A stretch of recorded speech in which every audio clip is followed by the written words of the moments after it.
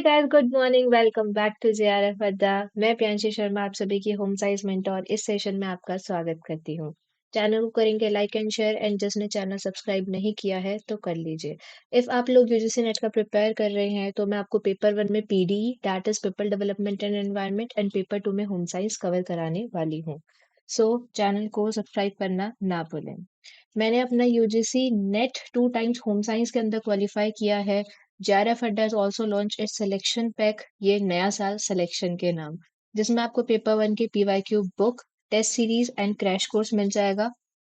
We have also launched our 30 days crash course, जहाँ पे आपको डिटेल के अंदर कॉन्सेप्ट्स और ट्रिक्स मिल जाएंगे। हमारा 5 ईयर पीवाईक्यू बुक भी लॉन्च हो चुका है पेपर 1 के लिए, जहां आपको यूनिट वाइज पीवाईक्यूज मिल जाएंगे from the year 2019 to 2024। So avail करना ना भूलें। चलिए आज सेशन की स्टार्ट करते हैं। तो देखो भाई, अपना ना स्ट्रैटेजी आज क्या रहने वाला है। सबसे पहले ना हम एक करेंगे क्वेश्चन, ठीक है। फिर उससे रिलेटेड जो उसका कॉन्सेप्ट है ना, फिर हम उसका कॉन्सेप्ट पढ़ लेंगे। और कॉन्सेप्ट पढ़ने के बाद उससे रिलेटेड जो और क्वेश्चंस है ना, जो हमारे पीवाईक्यूज रह चुके हैं, हम उन्हीं पीवाईक्यूज की प्रैक्टिस कर लेंगे। तो हमारा हर क्वेश्चन के साथ क्या होगा, एक हमारा टॉपिक जुड़ा होगा और वही टॉपिक के हमारे सारे क्वेश्चंस भी क्लियर होते चलेंगे। तो चलिए पहला क्वेश्चन स्टार्ट करते हैं। तो देखिए पहला क्वेश्चन क्या कहता है, स्टेटमेंट 1। इंक्रीजिंगली जो आपके फोटोवोल्टाइक पैनल्स है are being used to supplement the electrical energy from the power grid. Statement second कहता है the compatibility of the PV panels with the power grid is also because it produces the DC. इसका answer देखेंगे। इसका आंसर है option number 3, that statement 1 is correct but statement second is incorrect. चलिए अब इसका कॉन्सेप्ट पढ़ते हैं कि इसके पीछे का कॉन्सेप्ट आखिर है क्या। चलिए तो सबसे पहले आज हम स्टार्ट कर रहे हैं किसके बारे में, एकदम ना बेसिक से उठाएंगे। तो हमने ये पता है कि हमें एनर्जी जो होती है हमारी होती है दो तरीके की। एक होती है हमारे पास रिन्यूएबल सोर्स ऑफ एनर्जी, एक होती है non renewable source of energy. Right. Renewable source of energy कौन सी होती है, जिसको हम बार बार रिन्यू कर सकते हैं। बार बार रिन्यू कर सकते हैं मतलब बार बार यूज कर सकते हैं। तो ये कौन सी होगी, ये ऐसी होगी जो इन एग्जॉस्टेबल होगी। कैसी होगी, इन एग्जॉस्टेबल होगी। ठीक है। और ये वाली कैसी होगी, एग्जॉस्टेबल होगी। और एग्जॉस्टेबल का मतलब क्या हो जाता है, खत्म हो जाना। तो रिन्यूएबल सोर्स ऑफ एनर्जी ऐसे तरीके की एनर्जी जो कि इनएग्जॉस्टेबल है, मतलब वो एकदम से खत्म नहीं हो जाएगी, ठीक है। जो कि लंबा टाइम लगाने वाली है, ठीक है, मतलब खत्म ही नहीं होगी वो। इसके अंदर आ जाता है आपका कौन सा, जैसे कि आपका सोलर एनर्जी। भाई जो हमारा सन है, ठीक है, सन से जो हम एनर्जी यूज करते हैं वो कौन सी होती है, हमारी सोलर एनर्जी होती है। तो ये थोड़ी खत्म होने वाली है। बट जो नॉन एग्जॉस्टेबल आपकी सॉरी एग्जॉस्टेबल एनर्जी होती है, मतलब जो कि खत्म हो जाएगी, ये कौन से वाली है जो कि खत्म हो जाएगी। तो इसके अंदर जैसे कि आपके आ जाएगा आपका पेट्रोलियम, ठीक है, आपका कोल, एक्सेट्रा। हमारे फॉसिल्स वगैरह सारे के सारे इसी के अंदर आ जाएंगे। तो ये हमारे क्या हो जाते हैं, ये हमारे non renewable source of energy हो सकते हैं। हम बार बार रिन्यू नहीं कर सकते हैं, ये एक बार यूज कर लेते हैं खत्म हो जाएंगे, ठीक है। तो हमारा जो प्लान है वो यही है कि हम ज्यादा से ज्यादा रिन्यूएबल सोर्सेस ऑफ एनर्जी की तरफ क्या हो पाए, शिफ्ट हो पाए। ठीक है। तो अभी इसी के अंदर हमें पढ़ना है क्या, सोलर एनर्जी के बारे में, जो कि हमारा ये क्वेश्चन कह रहा है। ठीक है। अब ये जो सोलर एनर्जी है, सोलर का मतलब हो जाता है जो कि हमारी सन की एनर्जी होती है। क्या होती है, सन की एनर्जी होती है। तो अब हम क्या करते हैं, जैसे कि इसी के ऊपर ही आज हमारा कॉन्सेप्ट है हमारा सोलर पावर का। ठीक है। अगर हम सोलर पावर की बात करें तो ये क्या होता है, it is a renewable source of energy, पहला पॉइंट हो जाएगा। दूसरा पॉइंट हो जाएगा, ये क्या है, अल्टीमेट सोर्स है, क्योंकि भैया सन क्या है, it is a ultimate source of energy. ठीक है। तीसरा हो जाएगा, अब ये जो हमारे सोलर पावर होते हैं, ठीक है, अब आपने घरों पे देखा होगा हम ना सोलर पैनल लगवा लेते हैं, राइट। अब ये जो सोलर पैनल होते हैं ये करते क्या है, सनलाइट को, जब दिन का टाइम होता है सनलाइट होती है तो उसको कैप्चर कर लेती है। और उसके बाद क्या हो जाता है, वो हमारा इलेक्ट्रिसिटी के अंदर कन्वर्ट हो जाती है। सो ये शो करता है फोटो वोल्टाइक इफेक्ट। अब ये फोटो वोल्टाइक इफेक्ट क्या है, फोटो का मतलब हो जाता है लाइट, और वोल्टाइक का मतलब क्या होता है, वोल्टेज। तो मतलब ये क्या करता है, बेसिकली तुम्हारा इलेक्ट्रिसिटी को प्रोड्यूस करता है। तो जब हम सनलाइट को यूज करके इलेक्ट्रिसिटी बना रहे हैं, वही हमारे क्या होता है, वही हमारा सोलर एनर्जी का मेन कॉन्सेप्ट है, मेन बुनियादी चीज है। ठीक है। तो हम यहाँ पे यूज क्या करते हैं, हम यहाँ पे यूज करते हैं सोलर सेल्स। अब ये सोलर सेल देखो दो तरीके से हम यूज कर सकते हैं, दो टाइप के होते हैं बेसिकली। एक होता है आपका एमरफस, और एक होते हैं आपके सिलिकॉन क्रिस्टल वाले। ठीक है। जो ये सिलिकॉन क्रिस्टल वाला होता है ना, इसकी ना एफिशिएंसी ज्यादा है इसकी ना, लागत ज़्यादा होती है, ठीक है? एफिशिएंसी ज़्यादा और इस वाले की क्या होती है? इसकी होती है एफिशिएंसी कम। एफिशिएंसी ज़्यादा है, पर इसी हिसाब से ये क्या होता है? ये महँगा होता है, ठीक है? और इसकी एफिशिएंसी कम होती है, तो ये सस्ता होता है। तो ऐसे हमारे क्या होते हैं, 2 टाइप में ये जुड़ जाता है। तो ये काफ़ी अच्छा खासा चल जाता है, महँगा जी पर कंपैरेटिवली अच्छा खासा चल जाता है। पर अमेफर्स वाला क्या होता है, अच्छा खासा नहीं चल पाता है, ठीक है? उसके बाद हम बात करें, तो देखो हमारा कॉन्सेप्ट कहता क्या है, ये बेसिकली आपके जो ये होते हैं, सबसे पहले क्या होता है, आपके पास सोलर सेल्स हो जाते हैं। फिर वो किसके अंदर बने होते हैं, it will form the module. वो फॉर्म करते हैं एरे एंड देन वो फॉर्म करते हैं एरे फील्ड। और यही हमारा ऐसा आपका सोलर पैनल दिखता है, राइट? जो कि हम क्या करते हैं, अपनी छतों के ऊपर लगा लेते हैं और क्या करता है, यही आपकी लाइट को क्या करता है, कैप्चर करता है। ठीक है? अब लाइट कैप्चर हो जाती है, तो यही आपके किसके बने होते हैं, बेसिकली आपके सेमी कंडक्टर्स के बने होते हैं। ठीक है? ये हमने मेन कॉन्सेप्ट तो समझ लिया है, ठीक है? उसके बाद क्या चीज़ हो जाती है, अब ये एनर्जी लेके कैसे जाता है, ये ना छोटे-छोटे एनर्जी के पैकेट्स की फॉर्म में ले जाता है, जिसे हम फोटॉन्स कहते हैं। क्या कहते हैं इसको? फोटॉन्स कहते हैं, राइट? तो ऐसे होते हैं हमारी छतों के ऊपर, ऐसे ही हमारे देखो सोलर पैनल लगे हुए हैं, तो ये क्या हो जाता है, ये पीवी एरे होता है, ठीक है? जो कि क्या करता है, अब ये सोलर आपकी एनर्जी आई, आपकी रेडिएशंस आई, तो ये क्या करता है, ये इसको कर लेता है कैप्चर। उसके बाद ये क्या करता है, सनलाइट को किस में प्रोड्यूस कर रहा है, ये डीसी में, ठीक है? डीसी यहाँ से प्रोड्यूस हो जाती है। अब डीसी हमारे जब प्रोड्यूस हो जाती है ना, तो क्या हो जाता है, जब हमारे घरों तक पहुंचती है, तो कैसे हमारे घरों में देखो, अभी इसमें ना वायरिंग का एक कॉन्सेप्ट देख लो इसी के साथ ही। देखो, आपने ना 9th और 10th में पढ़ा होगा एसी और डीसी करंट के बारे में। डीसी क्या होता है, डायरेक्ट करंट। एसी क्या होता है, ऑल्टरनेटिंग करंट, ठीक है? जो डीसी होता है, डायरेक्ट करंट, ये हमें कहाँ पे चाहिए होता है, जो आपकी दिवाली वाली लाइटें नहीं होती, उसमें होता है आपका डीसी होता है, वो आपकी सीरीज में लगे होते हैं, राइट? और ऑल्टरनेटिंग करंट आपका कहाँ पे लगा होता है, ऑल्टरनेटिंग करंट होता है आपका हाउसेस के अंदर, ठीक है? अब आपने दिवाली वाली लाइट देखी होगी, अगर आपकी दिवाली वाली ऐसी लाइट है, ठीक है? इसमें अगर एक भी आपकी लाइट खराब हो जाएगी ना, तो आपका सारा का सारा खराब हो जाएगा। आपका पूरी की पूरी उसमें क्या हो जाती है, बिजली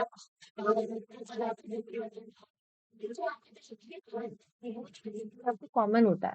और अगर एक भी खराब हुई तो बीच में ना रुकावट बन जाती है। अब रुकावट बन जाती है, आगे करंट पास होता नहीं है। तो इसी वजह से क्या हो जाता है, तो यहाँ पे ब्लॉकेज टाइप हो जाती है और ये आपकी सीरीज में लगे होते हैं। तो ये आपकी डीसी वाला कॉन्सेप्ट है। अब एसी जो हमारे घरों में वायरिंग होती है, वो क्या होती है, हमारी एसी एसी होती है, जिसे हम ऑल्टरनेटिंग करंट कहते हैं। तो हमें घरों में क्या चाहिए होता है, ऑल्टरनेटिंग करंट चाहिए होता है। अब एक बात बताओ, अगर आपके घर की एक कमरे की लाइट खराब हो जाएगी, क्या आपके सारे घर के कमरों की लाइट खराब हो जाती है? नहीं होती ना, क्योंकि यहाँ पे वायरिंग ही कौन सी लगी हुई है, वहां पे ऑल्टरनेटिंग करंट यहाँ पे यूज हो रहा है, ठीक है? तो हमारे घरों में हमें चाहिए क्या होता है, ऑल्टरनेटिंग करंट होता है। तो हमें यहाँ से तो मिल जाता है डीसी, और डीसी को हमें कन्वर्ट करना होता है एसी के अंदर, ताकि हम अपने घरों में यूज कर पाए, ठीक है? तो ये कन्वर्ट करता कौन है, ये कन्वर्ट करता है आपका इन्वर्टर, ठीक है? तो बैक टू द क्वेश्चन, हमारे क्वेश्चन ने ये चीज बोली थी, हमारे देखो ये सेकंड वाला क्वेश्चन इनकरेक्ट क्यों है, रीजन बीइंग, क्योंकि यहाँ पे क्या बोल दे रहा है कि वो डीसी में कन्वर्ट करता है ना जी, वो डीसी में कन्वर्ट नहीं करता है। वो किस में कन्वर्ट करता है, वो करता है उसको एसी के अंदर कन्वर्ट, ठीक है?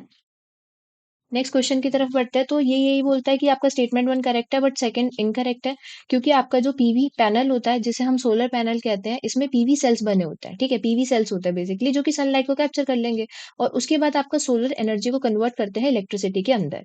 जो ये सेल्स हो जाते हैं, ये सेमी कंडक्टर होते हैं, जो कि आपकी एनर्जी को ट्रांसमिट करने का काम करते हैं। ये बेसिकली कौन से वाले होते हैं, सिलिकॉन वाले होते हैं, ठीक है? एक grid connected to the solar PV system, जो कि सोलर मॉड्यूल होता है, को यूज करता है as a power generation source, जहां पे सनशाइन करता है ऑन द सोलर पैनल, तो डीसी इलेक्ट्रिसिटी जनरेट हो जाती है। अब जो ये डीसी होता है, उसके बाद इन्वर्टर इसको क्या कर देता है जी, एसी के अंदर कन्वर्ट कर देता है, ठीक है? तो हमारा स्टेटमेंट नंबर सेकंड वाला इनकरेक्ट हो जाएगा। सेकंड क्वेश्चन की तरफ बढ़ते हैं, तो पहला स्टेटमेंट ये कहता है कि आपका जो फोटोवोल्टाइक सेल्स हो जाते हैं, वो एसी प्रोड्यूस करते हैं। सेकंड स्टेटमेंट ये कहता है कि आपका जो फोटोवोल्टाइक सेल्स हो जाते हैं, वो डायरेक्टली एक्सपोज करते हैं सन से, therefore as the temperature rises the leakage across the cell increases. बताएंगे इसका आंसर क्या होगा? सो हमें ये तो पता ही चल रहा है, देखो जो फोटोवोल्टाइक सेल्स होते हैं, क्या कह रहा है, फोटोवोल्टाइक सेल्स क्या प्रोड्यूस करते हैं? एसी। देखो पहला वाला स्टेटमेंट ही इनकरेक्ट हो गया, क्योंकि वो क्या प्रोड्यूस करते हैं? डीसी प्रोड्यूस करते हैं। तो अपना ये वाला स्टेटमेंट इनकरेक्ट हो जाएगा और ये वाला स्टेटमेंट करेक्ट हो जाएगा। तो we can say that statement one is incorrect but statement second is correct. तो इसका ऑप्शन नंबर फोर आंसर हो जाएगा। राइट। देखिए नेक्स्ट क्वेश्चन की तरफ। कहता क्या है स्टेटमेंट वन, जो आपका फोटोवोल्टाइक सेल्स है are often made up of the crystal silicon. Second statement क्या कहता है, photovoltaic cells are also made up of the inexpensive amorphous silicon which is like the ordinary glass and has the no crystal properties। बताएंगे इसका answer क्या होगा? तो हमें ये तो चीज पता ही है, हमने अभी पीछे टाइप देखे थे, हमने टाइप देखे थे ना सेल के, दो होते हैं, एक होता है सिलिकॉन, सिलिकॉन वाले की एफिशिएंसी ज्यादा होती है पर ये महंगा ज्यादा होता है। और आपका दूसरे वाला कौन सा होता है? अमरफस वाला होता है। इसका क्या हो जाता है, इसका उल्टा कॉन्सेप्ट होता है, सस्ता होता है बट इसकी एफिशिएंसी उसके हिसाब से कम होती है। तो ये क्या हो जाएंगे आपके, both the statement are correct. तो इसका ऑप्शन वन हमारा करेक्ट आंसर हो जाएगा। ठीक है। अब आते हैं क्वेश्चन नंबर थ्री की तरफ। स्टेटमेंट वन कहता है कि राइजिंग, अब ये देखो यहाँ से हमारा ना सेकंड टॉपिक स्टार्ट हो गया है। ठीक है। वो हमने पीवी सेल्स वाला जो भी था हमारा सोलर एनर्जी वाला कॉन्सेप्ट हम अभी तक क्लियर कर चुके हैं। अब आता सेकंड कॉन्सेप्ट स्टार्ट होने वाला है। ठीक है। तो पहले वही करेंगे, एक क्वेश्चन किया, ठीक है। एक क्वेश्चन करने के बाद उसका जो मेजर क्रक्स में टॉपिक है वो देखेंगे, उससे बाद उससे रिलेटेड और क्वेश्चंस होंगे, फिर हम और क्वेश्चंस भी उसके कर लेंगे। ठीक है। तो क्या कहता है question, rising the nutrient level in the lake change the number and the type of the biota present there. किसी झील में बढ़ते पोषक स्तर में उसमें उपस्थित जीवता में संख्या और प्रकार परिवर्तित होते हैं। सेकंड स्टेटमेंट क्या कहता है, eutrophic lakes normally have the clear water and contain the little biomass. ठीक है। तो अभी हम क्या पढ़ने वाले हैं, यूट्रॉपिक लेक के बारे में पढ़ने वाले हैं। तो इसका आंसर बताएंगे। इसका आंसर हो जाएगा option number three, that statement one is correct but statement second is incorrect. चलिए इस वाले कॉन्सेप्ट को पढ़ते हैं। तो सबसे पहले आज हम देखने वाले हैं कि ये आखिर ये यूट्रॉपिक लीक्स होती क्या है। ठीक है। एक सेकेंड, हाँ यहीं पे कर लेते हैं। देखिए, तो सबसे पहले हमारा आ जाता है यूट्रॉफिक लेक लेक का कॉन्सेप्ट। ठीक है। हमने आगे एक स्लाइड इंसर्ट करी होगी, ये रही। राइट। देखिए, यूट्रोफिकेशन। यूट्रोफिकेशन का मतलब क्या होता है? यूट्रोफिकेशन होता है क्या, enrichment of the water bodies with the nutrient. ठीक है। Primary the nitrogen and the phosphorus leading to the excessive growth of the algae and the aquatic plant. कहना क्या चाहता है, देखो साफ सीधे भाषा में ही कहता है, यूट्रिफिकेशन क्या होता है, एक ऐसा प्रोसेस होता है जिसमें कि आपकी जो वाटर बॉडी में है ना, उसके अंदर ना न्यूट्रिएंट का लेवल इंक्रीज हो जाता है। खासकर न्यूट्रिएंट का लेवल कौन से वाले न्यूट्रिएंट्स होने वाले हैं, वो नाइट्रोजन और फॉस्फोरस होते हैं। ठीक है। जिसकी वजह से वहां पे आपकी एक्वेटिक लाइफ और आपकी एल्गल ग्रोथ ना बहुत ज्यादा ना इंक्रीज कर जाती है। देखो, तो होता क्या है, इसको देखो याद कैसे किया जाता है, इसको याद करते हैं हम डोमी के नाम से। किसके नाम से? डोमी के नाम से। ये होता है आपका डिस्ट्रॉफिक लिक, ये होता है ओलिगोट्रॉफिक लीक, ये होता है आपका मीसोट्रॉफिक लीक और ये होता है आपका यूट्रॉफिक लीक। ठीक है।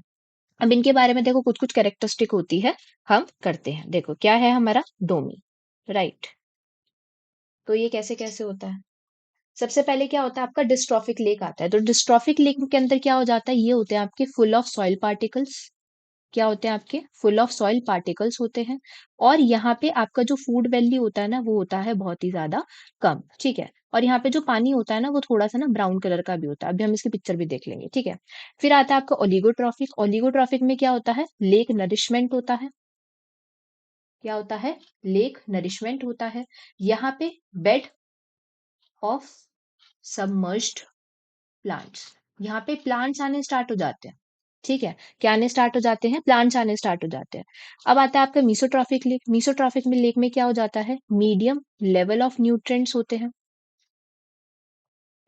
ठीक है। यहाँ पे क्या होता है, मीडियम लेवल ऑफ न्यूट्रिएंट्स। अच्छा एक काम है, ये जो आपका ये लेवल ऑफ सबमर्ज प्लांट आते हैं ना, ये आते हैं आपके इसके अंदर। ठीक है। इसके अंदर क्या रहेगा आपका, इसको यहाँ से एक बार इरेज कर देते हैं अपन।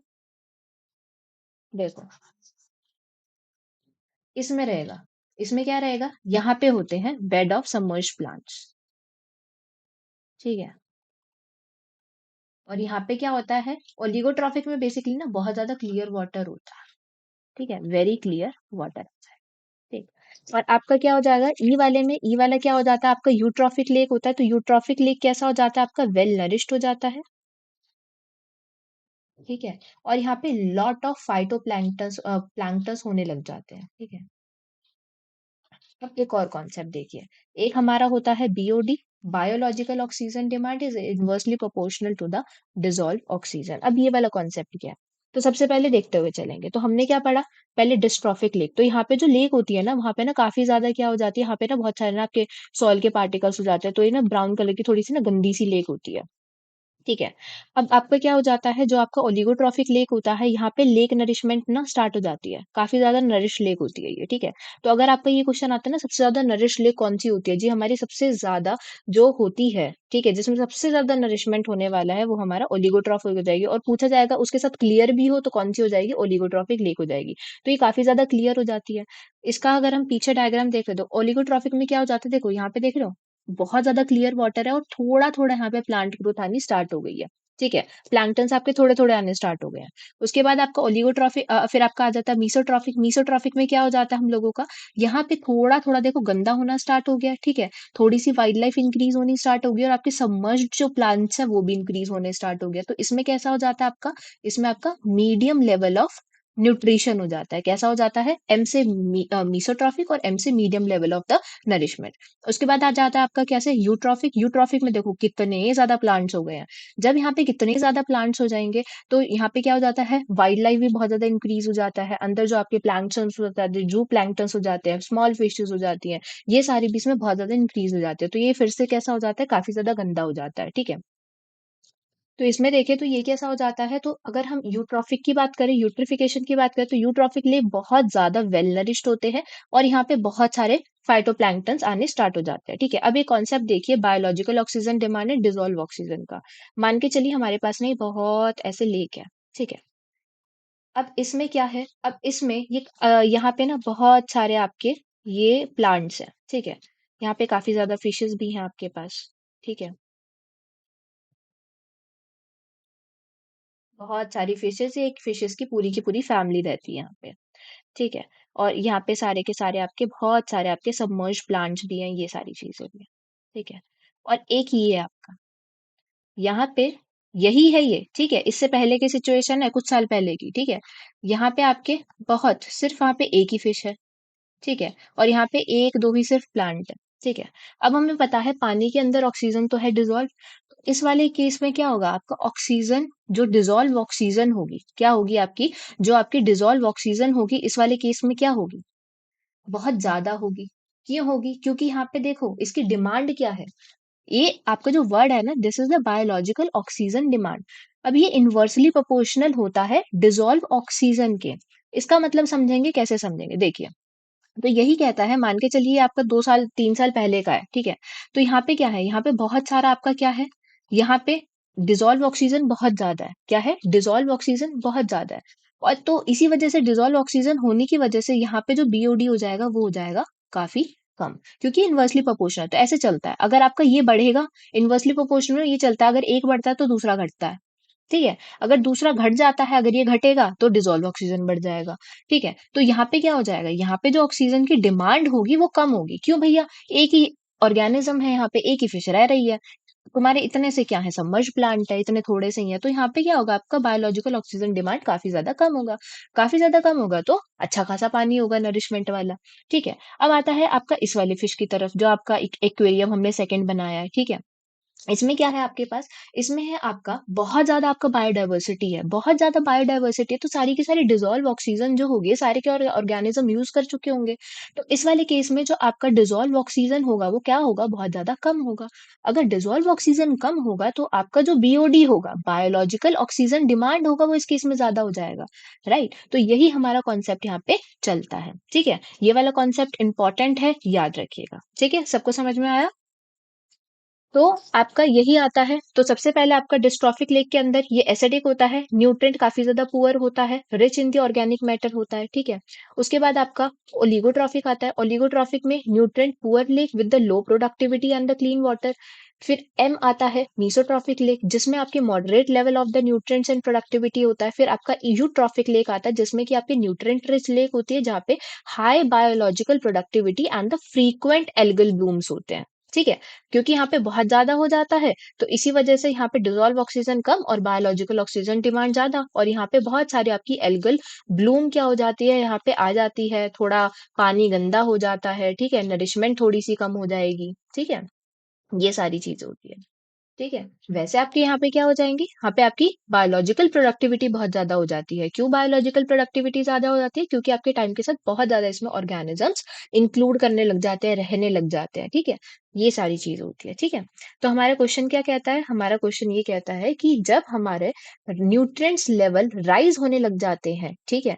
और आपका जो change in the number and the type of the biota present there, ये तो होता ही है, तो फर्स्ट स्टेटमेंट तो अपना ट्रू हो जाएगा। किसी झील में बढ़ते पोषक स्तर में उसमें उपस्थित जीविता की संख्या और प्रकार परिवर्तित होते हैं। सेकंड वाला स्टेटमेंट क्या कहता है, eutrophic lake normally have the clear water. भैया क्लियर वाटर नहीं होता है, क्लियर वाटर किसके अंदर होता है, ओलिगोट्रॉफिक के अंदर होता है, जिसमें आपके थोड़ा सा न्यूट्रेंट भी प्रेजेंट होता है। बट आपका अगर मैं डिस्ट्रॉफिक लेक की बात करूं, ठीक है, डोमी था ना, तो डिस्ट्रॉफिक लेक में भी बहुत कैसा होता है, आपका गंदा पानी होता है, बट आपका ओलिगोट्रॉफिक में काफी ज्यादा क्लियर वाटर होता है, ठीक है। तो ये वाला स्टेटमेंट गलत हो जाएगा, क्योंकि यहाँ पे कैसा होता है, काफी ज्यादा गंदा पानी होता है और यहाँ पे लिटिल बायोमास होता है। भैया नहीं, ये भी चीज गलत है, आपका लिटिल बायोमास नहीं, आपका बहुत ज्यादा बायोमास होता है, ठीक है। आई होप आपको ये वाला क्वेश्चन समझ में आ गया होगा। अब देखिए इसी से रिलेटेड नेक्स्ट क्वेश्चन की तरफ बढ़ते हैं। यूट्रॉफिक लेग देखो कैसा होता है, सबसे पहले बोलता है it is rich in nutrient, nutrient भैया बहुत अच्छे खासे होते हैं। सेकंड ऑप्शन क्या कह रहा है, is poor in the organic matter, organic matter काफी ज्यादा पुअर होता है इसमें। थर्ड क्या कहता है, इसमें हाई एल्गल बूम होते हैं। फोर्थ वाला क्या कहता है, इसमें क्या हो जाता है, डिसॉल्व्ड ऑक्सीजन बहुत ज्यादा रिच होता है, ठीक है। आपका ई ऑप्शन क्या कहता है, has the no issue with the survival of the fish and the other aquatic life, मछली और उत्तर जीविका और अन्य जलीय जीवन एक्वेटिक लाइफ में कोई समस्या नहीं होती है, ठीक है। तो इसका ऑप्शन देखेंगे, इसका करेक्ट ऑप्शन कौन सा हो जाएगा, ऑप्शन नंबर थर्ड। देखो कैसे, तो सबसे पहले अगर मैं इस वाले ऑप्शन की बात करूं, तो ये वाला है रिच इन न्यूट्रिएंट होता है, देखो ये वाला ऑप्शन तो ठीक है, ठीक है। सेकंड है कि पुअर होता है ऑर्गेनिक मैटर में, पुअर नहीं होता ऑर्गेनिक मैटर में, काफी ज्यादा होता है, तो ये वाला ऑप्शन तो हमारा कट गया। तो जहां जहां बी ऑप्शन हो रहा होगा वहां पे हम उसको वैसे ही एलिमिनेट कर देंगे। सी ऑप्शन एल्गल बूम ज्यादा होती है, ये ऑप्शन भी ठीक है। डी ऑप्शन है कि यहाँ पे डिजोल्व ऑक्सीजन बहुत ज्यादा होती है, भैया डिजोल्व ऑक्सीजन ज्यादा नहीं होती है, यहाँ पे डिजोल्व ऑक्सीजन होती है कम। क्यों डिजोल्व ऑक्सीजन कम है, क्योंकि भैया नंबर ऑफ ऑर्गेनिज्म ज्यादा है ना। मान के चलो आपके पास एक मैगी का पैकेट है, ठीक है। अब इस मैगी के पैकेट को आप अकेले खा रहे हो, ठीक है, तो आपको बहुत ज्यादा मिल जाएगी, राइट, और आपका जो डिमांड होगा वो भी आपका पूरा हो जाएगा, आपकी भूख भी खत्म हो जाएगी। अगर यही आपका मैगी का पैकेट है, इसे आप 4 कजन्स या 5 कजन्स मिलके खा रहे हो, तो आपकी क्या भूख मिट जाएगी इससे, भैया नहीं मिटने वाली है मैगी के पैकेट से, राइट। तो वही चीज होती है। तो आपका इस वाले केस में जो ये कह रहा है ना कि डिजोल्व ऑक्सीजन रिच होता है, नहीं भैया डिजोल्व ऑक्सीजन कम होता है, तो आपका ये वाला ऑप्शन भी एलिमिनेट हम कर देंगे। तो आप बी ऑप्शन भी हटा दीजिए, डी ऑप्शन हटाती है, आपका सिर्फ एक ही ऑप्शन बचता है, ऑप्शन नंबर थर्ड, ठीक है। आई होप आपको ये समझ आ गया होगा। नेक्स्ट की हम बात करते हैं, नेक्स्ट आता है हमारे पास a high amount of the BOD, ठीक है, in the water body represent. अगर आपके वाटर बॉडी के अंदर बायोलॉजिकल ऑक्सीजन डिमांड है ज्यादा, ठीक है, तो हमने क्या पढ़ा था, biological oxygen demand is inversely proportional to the dissolve oxygen. अगर आपका बीओडी ज्यादा है तो डिसॉल्व ऑक्सीजन कम होने वाली है। अब देखो ऑप्शन देखते हैं। तो अगर किसी में बायोलॉजिकल ऑक्सीजन डिमांड है ज्यादा, तो वो हाईली पॉल्यूटेड होगा, पहला चीज। दूसरा कहता है presence of the large amount of the organic material, ठीक है। तीसरा ऑप्शन क्या कहता है, presence of the good amount of the dissolve oxygen. Fourth कहता है सीवियरली लिमिटेड एक्वेटिक लाइफ, ठीक है। बताएंगे इसका आंसर क्या होगा। तो इसका आंसर हो जाएगा A, B and D is the correct option. A होगा, बी होगा और डी होगा। अब ये क्यों होगा, देखो हमने क्या पढ़ा, बीओडी है इसका कितना, बीओडी कह रहा है ज्यादा है, बीओडी ज्यादा होगा, तो जो आपको ये चीज याद रखना, जो आपका यूट्रॉफिक जो हमने लास्ट वाली लेख पढ़ी है ना, उसमें आपका डिसॉल्व ऑक्सीजन होता है कम, बीओडी होता है ज्यादा। उसके और क्या क्या कैरेक्टरिस्टिक हमने देखे थे, उसके हमने और कैरेक्टरिस्टिक देखे थे कि एल्गल ब्लूम की ग्रोथ होती है, सबमर्ज प्लांट बहुत ज्यादा होने लग जाते हैं। अब इतने ज्यादा प्लांट होने लग जाते हैं तो पॉल्यूटेड भी ऑब्वियसली ज्यादा ही होगा, ठीक है। अपने नोट्स में ये चीज और ऐड ऑन कर लेंगे कि वो पॉल्यूटेड भी उस हिसाब से ज्यादा हो जाता है, ठीक है। उसमें ऑर्गेनिक मैटर ज्यादा होगा, राइट, क्या पढ़ा था हमने उसमें? ऑर्गेनिक मैटर ज्यादा होता है, तो आपका ए ऑप्शन तो वैसे ही से ठीक बन जाता है, बी ऑप्शन भी बन जाएगा। अब ये कह रहा है, देखो सी ऑप्शन क्यों नहीं होगा, इसमें सिर्फ आप एलिमिनेशन करके कर सकते हैं कि इसमें ना good amount of the dissolve oxygen होता है। भैया good amount of dissolve oxygen नहीं होता, bad amount of dissolve oxygen होता है। देखो आपका बीओडी कम है, तो आपका यहाँ से क्या हो जाएगा, फोर्थ ऑप्शन करेक्ट हो जाएगा। ठीक है, अब इसी के अंदर देखो आपको कुछ डेफिनेशंस देख लेना अपनी। सीओडी, सीओडी का मतलब क्या हो जाता है, केमिकल ऑक्सीजन डिमांड। बीओडी का मतलब क्या हो जाता है, बायोलॉजिकल ऑक्सीजन डिमांड। टीओसी का मतलब क्या हो जाता है, टोटल ऑर्गेनिक कार्बन। एनबीओडी का मतलब क्या हो जाता है, नाइट्रोजनस बायोलॉजिकल ऑक्सीजन डिमांड हो जाता है। तो आपका जो सीओडी होता है, इसका मतलब क्या हो जाता है, जो आपका टोटल ऑक्सीजन प्रेजेंट होता है ना, जो कि आपको केमिकली ऑक्सीडाइज करने के लिए चाहिए होता है, ऑर्गेनिक और इनऑर्गेनिक मैटर जो कि आपके पानी के अंदर प्रेजेंट होता है, उसे हम सीओडी कहते हैं। और बीओडी तो हमें पता ही चल गया है, बीओडी मतलब biological oxygen demand. Biological oxygen demand कितनी है उसकी, ठीक है। उसके बाद आपका टीओसी है, TOC is the total amount of the carbon in which organic compound present in the water. ठीक है, ये सारी आपकी चीजें हाई से हो जाएंगी, राइट। नेक्स्ट क्वेश्चन की तरफ बढ़ते हैं। तो ये नेक्स्ट क्वेश्चन क्या कहता है जी, lower level of the dissolve oxygen in the water include. अब देखो डिसॉल्व ऑक्सीजन का आपका है लेवल कम, तो ये क्या रिप्रेजेंट करेगा? सबसे पहले ए ऑप्शन क्या कहता है, ये ह्यूमन कंजम्पशन के लिए बैड होगा। बी ऑप्शन क्या कहता है, may have caused due to the presence of the oxygen demanding waste की वजह से ये उत्पन्न होता है। थर्ड ऑप्शन क्या कहता है, थ्रेटन द लाइफ, और कौन सी वाली, फिशेज और एक्वेटिक लाइफ। फोर्थ ऑप्शन कहता है can not be use for the irrigation purpose, के लिए यूज नहीं कर सकते। ये ऑप्शन क्या कहता है, may cause the undesirable taste and order. Answer बताएंगे क्या होगा इसका? इसका आंसर होने वाला है B, C and D are the correct option. B ठीक होगा, सी ठीक होगा और ई ठीक होगा। देखो कैसे, तो हमने क्या बोला है, हमने बोला है कि आपका डिसॉल्व ऑक्सीजन है वो है आपका कम। डिसॉल्व ऑक्सीजन कम है मतलब आपका बायोलॉजिकल ऑक्सीजन डिमांड वो है ज्यादा। ठीक है, आपका ये कौन सा वाला केस बन रहा है आपका, ये आपका वही यूट्रिफिकेशन, आपका जो यूट्रिफिकेशन हमने पढ़ा था ना, यूट्रिफिकेशन वाली जो हमने लेक्स पढ़ी थी डोमी वाले में, राइट। तो डोमी वाले में ये वाली जो लेक होती है हमारी, यही के बारे में सारे कैरेक्टरिस्टिक है। तो सबसे पहले क्या कहता है, ये बैड होता है भैया, ये तो वैसे ही खत्म हो जाएगा, ऐसा तो हमने कुछ पढ़ा ही नहीं है। बी ऑप्शन क्या कहता है, ये किसकी वजह से होता है कि वहां पे ऑक्सीजन डिमांडिंग वेस्ट आपका ज्यादा होता है, क्योंकि भैया बहुत सारे ऑर्गेनिज्म है ना, तो ऑब्वियसली जो डिमांडिंग वेस्ट होगा वो भी ज्यादा हो जाएगा, इंक्रीज हो जाएगा। ये आपके फिशेस और एक्वेटिक लाइफ को थ्रेटन कर देता है। क्यों? क्योंकि भैया लिमिटेड ऑक्सीजन तो उतनी है ना उसमें, बट उसका डिमांड बढ़ गया है क्योंकि नंबर ऑफ ऑर्गेनिज्म बढ़ चुके हैं। ठीक है, फोर्थ ऑप्शन कहता है इसे हम इरिगेशन पर्पज के लिए यूज नहीं कर सकते, ऐसा तो हमने कुछ पढ़ा ही नहीं, तो ये ऑप्शन एलिमिनेट हो जाएगा। ये इसका ना अब इतना ज्यादा देखो, आपका थोड़ा पानी इसमें ना गंदा भी हो गया था, ठीक है। तो इसी वजह से क्या हो जाता है, इसी वजह से यहाँ पे इसका थोड़ा सा अनडिजायरेबल टेस्ट ऑर्डर आना स्टार्ट हो जाता है, थोड़ी महक आनी स्टार्ट हो जाएगी और इसका टेस्ट भी अच्छा नहीं होता है। ठीक है, तो अवांछनीय स्वाद और गंध उत्पन्न कर सकता है। ठीक है, तो इसका करेक्ट ऑप्शन क्या हो जाएगा, ऑप्शन नंबर 3। नेक्स्ट क्वेश्चन की तरफ बढ़ते हैं। नेक्स्ट क्वेश्चन कहता है the amount of the oxygen dissolve in the water is a good conductor of the water quality end of the kind of the life it supports life. And COD क्या कहता है, it is a measure of the dissolve oxygen consumed by the aquatic micro organisms. इसका answer बताएंगे, देखेंगे इसका answer हो जाएगा कि पहला वाला तो आपका करेक्ट है, बट आपका सेकंड वाला इनकरेक्ट है। हमने सीओडी के बारे में क्या पढ़ा, सीओडी वो होता है कि आपका जो ऑक्सीजन कितना वो ऑक्सीडाइज कर पा रहा है। ठीक है, क्या कर पा रहा है, वो कितना ऑक्सीडाइज कर पा रहा है। और यहाँ पे कह रहा है कि ये तो आपकी किसकी डेफिनेशन है, आपके बीओडी की डेफिनेशन लिख दी है। ठीक है, तो ये वाला क्वेश्चन आपका इनकरेक्ट हो जाएगा, राइट।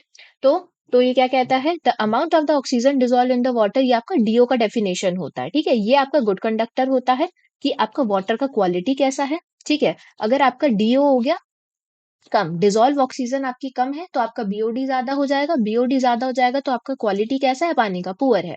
अगर आपका डिजोल्व ऑक्सीजन हो जाएगा ज्यादा, ठीक है, तो आपका बायोलॉजिकल ऑक्सीजन डिमांड कम हो जाएगा, तो आपका पुअर कैसा, आपका क्वालिटी ऑफ पानी कैसा, ये आपका अच्छा पानी होगा, it is a very good quality of water. ठीक है जी, तो आपका ये कहता है, तो आपका ये वाला स्टेटमेंट हो जाएगा करेक्ट। सेकंड स्टेटमेंट क्या कहता है, आपका सीओडी के बारे में बोलता है। तो ये डेफिनेशन किसकी है, ये बीओडी की डेफिनेशन है। तो सीओडी क्या हो जाता है, it is the amount of water required to chemically oxidize. क्या वर्ड आएगा जी, केमिकली आएगा यहाँ पे। तो केमिकल वाले में याद रखना, केमिकल वाला कुछ रिलेटेड वर्ड तो आना चाहिए। तो वो ऑक्सीडाइज किसको कर देता है, oxygen in organic substances in the water. तो आपका इसी वजह से सेकंड वाला स्टेटमेंट आपका इनकरेक्ट हो जाएगा। ठीक है, नेक्स्ट क्वेश्चन की तरफ बढ़ते हैं। Toxins that are rather diluted in the environment can reach the dangerous level inside the cell and tissues। यहां से देखो आपका ना थर्ड टॉपिक स्टार्ट होता है। ठीक है, through the process of the bioaccumulation उसके बाद bio accumulation occur when the toxic burden of the large number of the organism at the lower trophic level is accumulated and concentrated by the predator in the high trophic level. ठीक है, इसका answer बताएंगे। Firstly इसका answer क्या हो जाएगा, option number 3 हो जाएगा। जब पहले वाला स्टेटमेंट सही है और दूसरा वाला स्टेटमेंट गलत है। चलिए अब इसका डिटेल वर्जन पढ़ते हैं। ठीक है, देखो तो सबसे पहले हमारे पास क्या आता है, सबसे पहले वी हैव ये बायो एक्यूमुलेशन आखिर होता क्या है, यहीं पे कर लेते हैं। ठीक है, देखिए तो सबसे पहले हम ना यहाँ पे पढ़ने वाले किसके बारे में, हम यहाँ पे देख लेते हैं पीओपीज के बारे में। ठीक है, ये इसी का टॉपिक है। ठीक है, एक्चुअली पीओपी क्या होता है, POP is the persistent organic pollutants. क्या होता है, परसिस्टेंट ऑर्गेनिक पॉल्यूटेंट्स होते हैं। ठीक है, सबसे पहले परसिस्टेंट का मतलब क्या हो जाता है, परसिस्टेंट का मतलब हो जाता है ऐसी चीज जो कि बहुत लॉन्ग लास्टिंग रहे। ठीक है, बहुत ज्यादा लॉन्ग लास्टिंग। कोई लॉन्ग लास्टिंग कैसे रहेगा, जब वो बहुत ज्यादा स्टेबल होगा। ठीक है, तो ये क्या होते हैं, सबसे पहले these are the less reactive. Less reactive होने की वजह से ये बहुत स्टेबल हो जाते हैं। ठीक है जी, उसके बाद ये ना कार्सिनोजेनिक होते हैं। कार्सिनोजेनिक मतलब दे कैन कॉज कैंसर। क्या कॉज कर सकते हैं, कैंसर कॉज कर सकते हैं। ठीक है, और ये क्या हो जाते हैं, लेस बायोडिग्रेडेबल होते हैं। क्या होते हैं, लेस बायोडिग्रेडेबल होते हैं। इसी के अंदर आपका डीडीटी आ जाता है।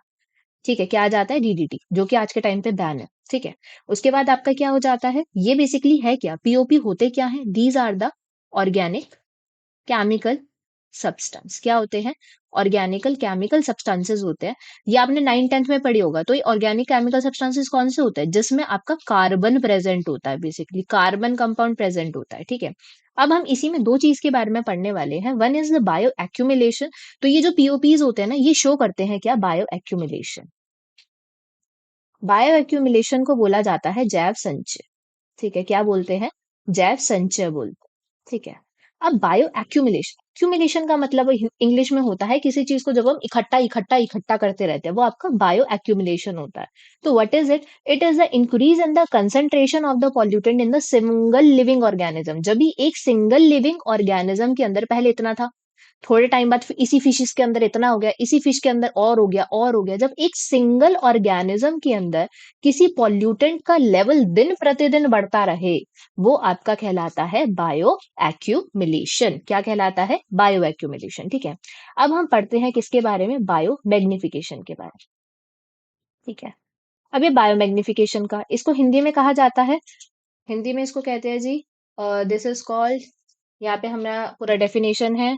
बायो को बोला जाता है, bio magnification is the bio magnification, जो आपका क्या होता है, एक बार आप हिंदी वाली टर्म देख लीजिएगा, बायो एक्यूमुलेशन को क्या कहा जाता है। ठीक है, एंड मैग्निफिकेशन, बायो एक्यूमुलेशन को तो जैव संचयन कहते हैं, बायो मैग्निफिकेशन को आप देख लेंगे एक बार हिंदी वाले बच्चे। ठीक है, तो बायो मैग्निफिकेशन, मैग्निफिकेशन का मतलब क्या हो जाता है, जब जिस चीज का ना साइज इंक्रीज होने लग जाता है, तो इंक्रीज इन द साइज। देखो कैसे होता है, फॉर एग्जाम्पल जैसे आपकी फूड चेन है ये।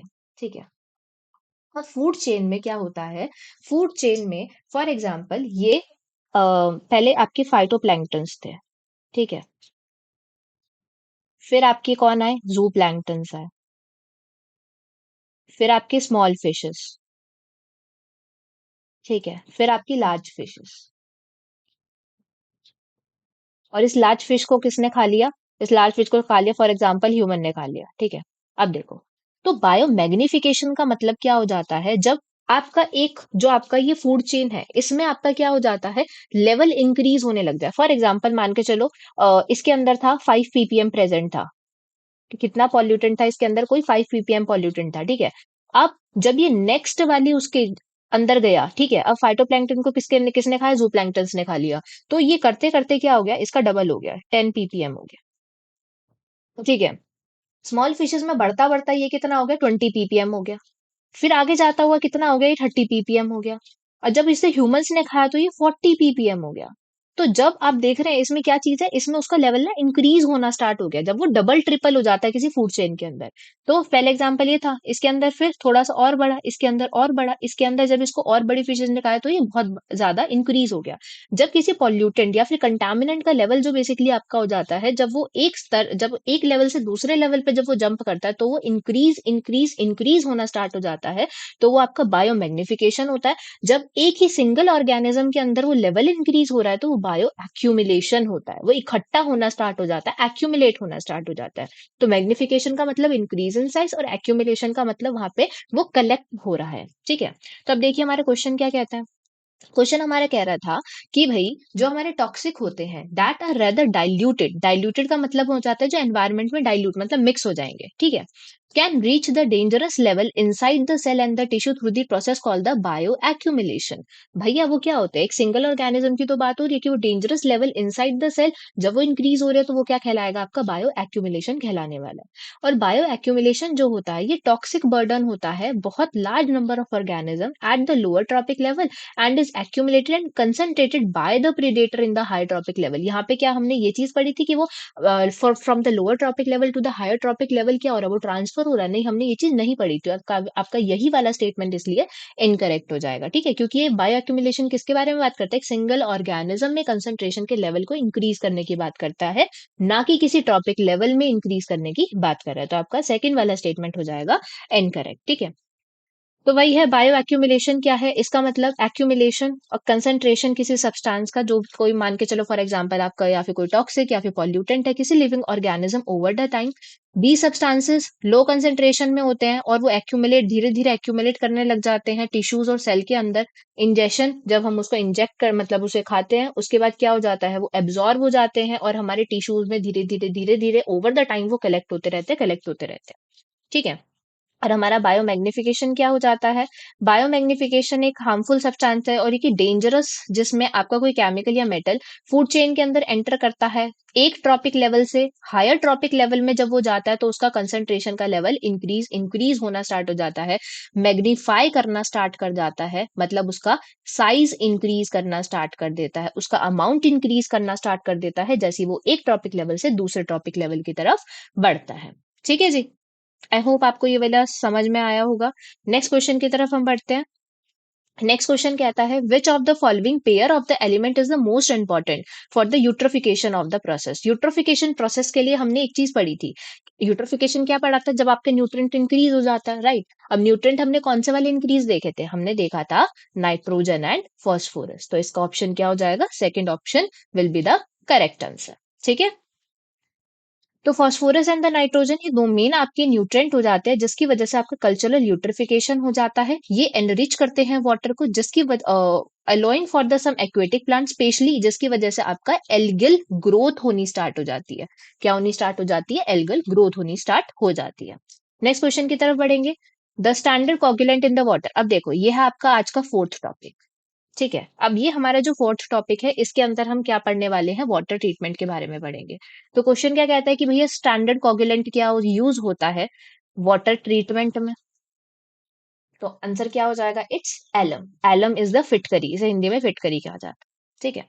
अब देखो तो एलम सल्फेट है क्या, एलम सल्फेट क्या है, ये आपका कोगुलेंट की तरह यूज होता है जो आपके वाटर प्योरिफिकेशन में मदद करता है।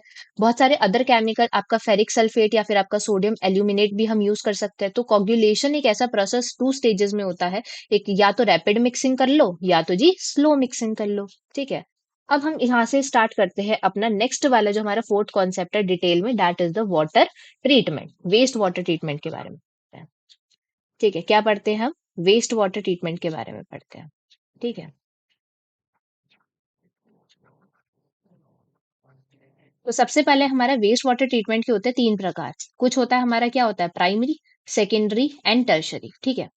अब हम यहाँ पे जो मेन पार्ट पढ़ने वाले हैं ना, आज हम पढ़ने वाले हैं इसके स्टेप्स। कई बार ना स्टेप्स भी पूछ लेते हैं। क्या होता है, सबसे पहले हम क्या करते हैं, अपना वाटर का कलेक्शन करते हैं। कलेक्शन के बाद स्क्रीनिंग एंड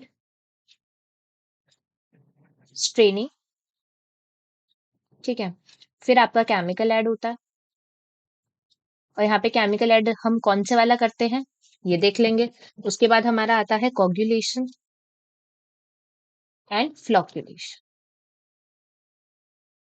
ठीक है। नेक्स्ट हमारा हो जाता है क्या, सेडिमेंटेशन एंड क्लैरिफिकेशन। ये देखो भैया आपके स्टेप्स हैं ये, ठीक है। उसके बाद आपका नेक्स्ट आ जाता है कौन सा, आपका आता है फिल्टरेशन, फिर होता है आपका डिसइंफेक्शन, फिर आपका होता है स्टोरेज एंड नेक्स्ट आता है आपका डिस्ट्रीब्यूशन।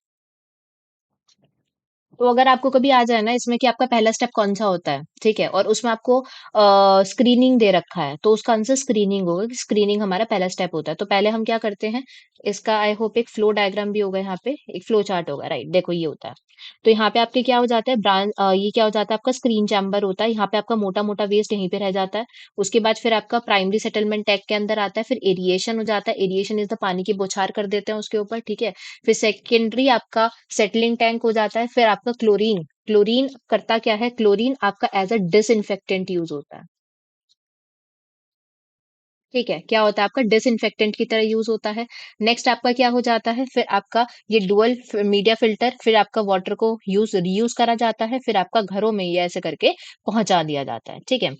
तो बेसिकली यहाँ पे एक चीज आप याद रखिएगा कि यहाँ पे कौन कौन सी दो चीज है। तो यहाँ पे आपके कोगुलेंट, कोगुलेंट का मतलब क्या हो जाता है, जब वो ना कोगुलेंट हो जाते हैं, कोगुलेशन इज द, जब वो एकदम ना आपस में सारे के सारे कलेक्ट हो जाते हैं, ठीक है, और एक इकट्ठे हो जाते हैं, वो आपका कोगुलेशन हो जाता है। तो कोगुलेशन हमें क्यों जरूरी होता है, ताकि वो एकदम इकट्ठे हो जाए, हम उसको इजिली रिमूव कर पाए। तो क्या हम डाल रहे हैं यहाँ पे, एलम डाल रहे हैं, ठीक है। और यहाँ पे जो हमारा डिसइंफेक्टेंट होता है, हम कौन से वाले डिसइंफेक्टेंट यहाँ पे यूज करते हैं, वी यूज क्लोरीन। क्या यूज किया जाता है, क्लोरीन। तो आप ये दो वाले पॉइंटर्स याद रखिएगा कि हम कोगुलेशन, कोगुलेशन होता है तो कोगुलेंट कौन सा यूज करते हैं, जिसे हम कहते हैं एलम, और हम डिसइंफेक्टेंट कौन सा यूज करते हैं, क्लोरीन यूज करते हैं, ठीक है। तो यहाँ पे जो कोगुलेंट होता है, कोगुलेंट को इसमें हिंदी में बोला जाता है जल शोधक। तो जल शोधक कौन सा यूज कर रहे हैं, जल शोधक हम कौन सा यूज कर रहे होते हैं, एलम यूज, फिक्टर यूज कर रहे होते हैं, ठीक है। नेक्स्ट आता है हमारा, तो कोगुलेशन क्या हो जाता है, तो भैया ये हमारा पहला स्टेप है वाटर ट्रीटमेंट में। कोगुलेशन में हम क्या कर देते हैं, chemical with a positive charge add कर देते हैं वाटर के अंदर। जो पॉजिटिव चार्ज हो जाता है ये न्यूट्रलाइज कर देता है किसको, नेगेटिव चार्ज को, ठीक है। और उसके बाद क्या हो जाता है, जो इसमें जो डर्ट और अदर डिजोल्व पार्टिकल होते हैं वाटर के अंदर, वो न्यूट्रलाइज हो जाते हैं, ठीक। उसके बाद जब ये सोर्स हो जाता है पार्टिकल का, ये बाइंड हो जाते हैं अदर केमिकल के साथ, जो कि एक लार्जर पार्टिकल, अभी क्या हो जाते हैं, ये छोटे छोटे पार्टिकल थे, ठीक है, ऐसे छोटे छोटे पार्टिकल थे। तो जब हमने एलम डाला तो ये क्या होगा, ये सारे के सारे ऐसे पास पास आ गए, तो ये बन गया। तो यही होता है आपका कोगुलेशन, इकट्ठा हो जाता है बेसिकली वो, ठीक है। अब इसको हम क्या कर लेते हैं, इजिली हम इसको रिमूव कर लेते हैं फिर, ठीक है जी। तो कोगुलेंट इसलिए जरूरी है, ठीक।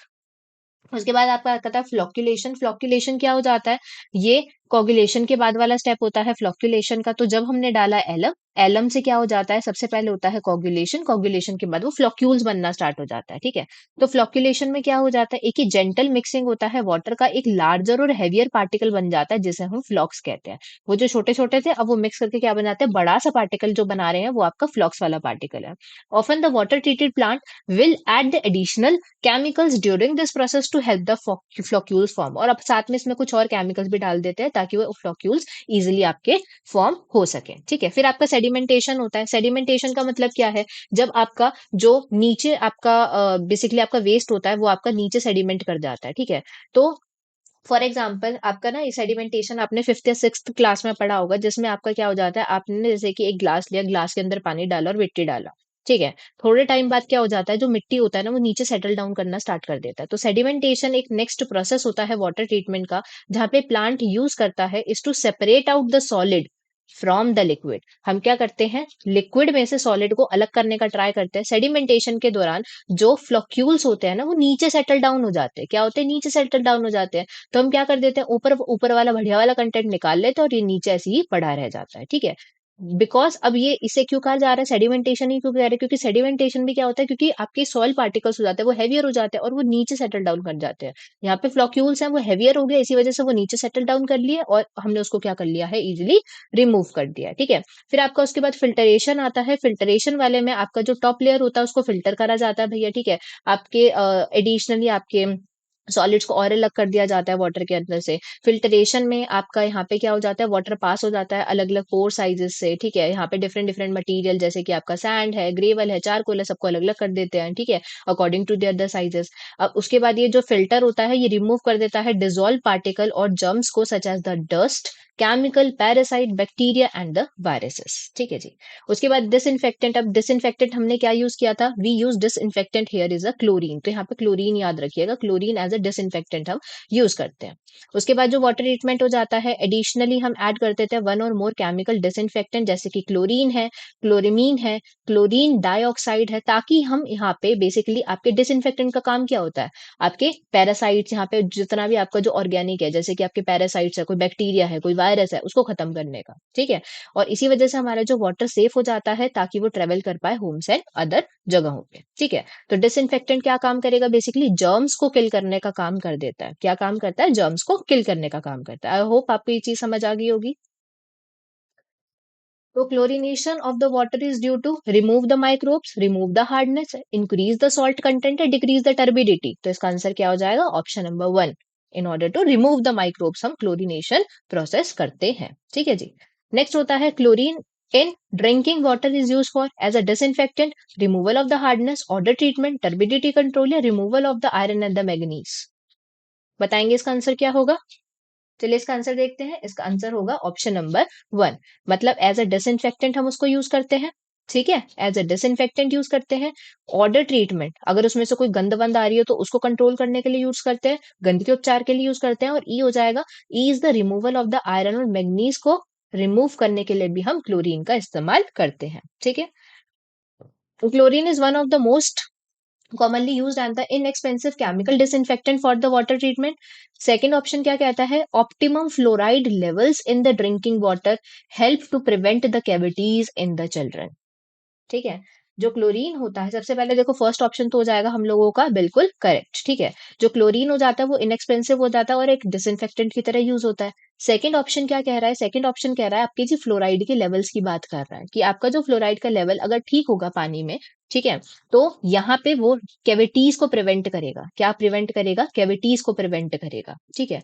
एक्चुअली फ्लोराइड से एक बीमारी भी हो जाती है जिसे हम डेंटल फ्लोरोसिस कहते हैं, ठीक है। अगर आपका बहुत ज्यादा आपका लेवल इंक्रीज हो जाता है फ्लोरीन का, तो वहां पे it will lead to the dental fluorosis. पर आपका ऑप्टिमम अगर एकदम न्यूनतम है, ठीक है, जितना चाहिए उतना ही है आपका फ्लोराइड लेवल, तो वो आपके कैविटीज को प्रिवेंट करता है बच्चों के अंदर, ठीक है जी। एक आज हमारा लास्ट फिफ्थ कॉन्सेप्ट है जो हमारा आज के क्लास का, वो है अपना एसिड रेन के बारे में, ठीक है। देखिए, तो ये क्या कह रहा है भैया, कौन सा पॉल्यूटेंट रिस्पॉन्सिबल होता है। तो सबसे पहले हम पढ़ते हैं एसिड रेन होता क्या है। एसिड रेन को हम क्या कहते हैं, अम्लीय वर्षा के नाम से भी जानते हैं। तो हमारे ना दो तरीके के पॉल्यूटेंट, एक होता है NO2, एक होता है SO2। जब बारिश होती है, ये हमारे पॉल्यूटेंट है, ठीक है। जब बारिश होती है तो इसके अंदर क्या होता है, पानी मिल जाता है, ठीक है। क्या होता है, पानी मिल जाता है। जब इसके अंदर पानी मिल जाता है तो ये क्या कर देता है, HNO3 बना लेता है, जिसे हम नाइट्रिक ऑक्साइड कहते हैं। तो आपका क्या बन जाता है, नाइट्रिक ऑक्साइड हो जाता है फॉर्म, ठीक है। और SO2 में जब आपका H2O मिल जाता है तो यहाँ पे H2SO4 बन जाता है, जो आपका क्या हो जाता है, सल्फ्यूरिक एसिड बन जाता है, ठीक है। और यही आपने देखा यहाँ पे ना दो एसिड फॉर्म हो रहे हैं, ठीक है। अब एसिड रेन का कॉन्सेप्ट देखो निकला कहाँ से, ताजमहल। ताजमहल का कलर कैसा होता जा रहा है, येलोइश कलर का, थोड़ा फेड होने लगा, स्टार्ट हो गया है। क्यों, क्योंकि होता क्या है, ये पॉल्यूटेंट पानी के साथ मिल जाते हैं और क्या कर देते हैं, दो एसिड्स बना लेते हैं। कौन से वाले, एक तो सल्फ्यूरिक एसिड, एक ये नाइट्रिक एसिड, ठीक है। जब ये आपके क्या हो जाते हैं, ये दोनों के दोनों आपके बन जाते हैं, ये आपका नाइट्रिक ऑक्साइड है, ये आपका नाइट्रिक एसिड बना देगा। क्या बनाएगा, it will form the nitric acid, ठीक है। तो ये आपके क्या हो जाते हैं, ये आपके ना दो चीजें यहाँ पे बन जाती है, ठीक है। अब ये आपकी क्या होती है, अम्लीय वर्षा होती है, ठीक है। इसी वजह से आपने देखा होगा कि उसका जो ताजमहल का कलर भी है वो भी फेड हो रहा है, ठीक है। तो आपका क्वेश्चन ये कह रहा है कि आपका इनमें से कौन से वाला आपका रिस्पॉन्सिबल है। देखो SO2 प्रेजेंट है यहाँ पे, सिर्फ NO2 तो है ही नहीं, तो आपका ए वाला ऑप्शन करेक्ट हो जाएगा, ठीक है। तो पढ़ लेते हैं होता क्या है। तो एसिड रेन क्या हो जाता है, बाय द केमिकल रिएक्शन एक हो जाता है। तो कंपाउंड कौन से वाले, एक होता है आपका सल्फर डाइऑक्साइड, एक होता है आपका नाइट्रोजन ऑक्साइड, ठीक है, रिलीज इनटू द एयर। जो ये सब्सटेंसेस हो जाते हैं, ये एटमॉस्फेयर में काफी ज्यादा इंक्रीज हो जाते हैं और ये मिक्स कर जाते हैं और रिएक्ट कर जाते हैं वाटर के साथ, ऑक्सीजन के साथ, और अदर केमिकल फॉर्म कर लेते हैं। कौन कौन से, एक आपका बन जाता है नाइट्रिक ऑक्साइड, एक बन जाता है आपका सल्फ्यूरिक ऑक्साइड। तो ये आपके दो तरीके के केमिकल्स बन जाते हैं और ये केमिकल्स क्या कर देते हैं, यही केमिकल्स रिस्पॉन्सिबल होते हैं एसिड रेन के लिए। अब ये एसिड रेन ना बहुत ज्यादा जानलेवा भी हो सकती है। कैसे, एक तो भैया आपका जो आपका मान के चलो ये लैंड है, ठीक है, इस पे आपका क्या हो रहा है, एसिड रेन गिर रही है, तो आपका क्या हो रहा है, ये सॉइल पोल्यूशन भी कर रहा है। अब सॉइल पोल्यूशन के बाद ये क्या कर रहा है, सॉइल पोल्यूशन भी कर रहा है, वाटर पोल्यूशन भी कर रहा है, ठीक है। आपके जो अच्छे अच्छे मॉन्यूमेंट जैसे कि ताजमहल है, उसका भी क्या कर रहा है, उसको भी खराब कर रहा है। तो ये एसिड रेन काफी ज्यादा एक सीरियस कॉन्सेप्ट है, ठीक है। तो इसको कम कैसे करे भैया, जो आपका ये सल्फर डाइऑक्साइड का लेवल है, नाइट्रोजन ऑक्साइड्स के लेवल है, नाइट्रोजन डाइऑक्साइड्स के लेवल है, ये जो पॉल्यूटेंट है ये सीरियस वाले, इनको क्या करो, कम करो, ठीक है? ये जो आपके गैसेज़ होती है, इनका थोड़ा-सा अगर हम एमिशन कम कर लें, तो हमारा ये लिमिट हो सकता है, ठीक है? तो यही चीज़ आ जाती है, तो आज की क्लास के लिए हम इतना ही रखते हैं। आई होप आपको ये क्लास बहुत अच्छा लगा होगा, आपके लिए हेल्पफुल रहा होगा। अगर किसी का कोई भी डाउट है, तो प्लीज़ कमेंट सेक्शन में ज़रूर बताइएगा। क्लास कैसा लगा कमेंट सेक्शन में ज़रूर बताइएगा। आई होप सो, ठीक है? Thank you so much. Have a good day. Tata, bye-bye.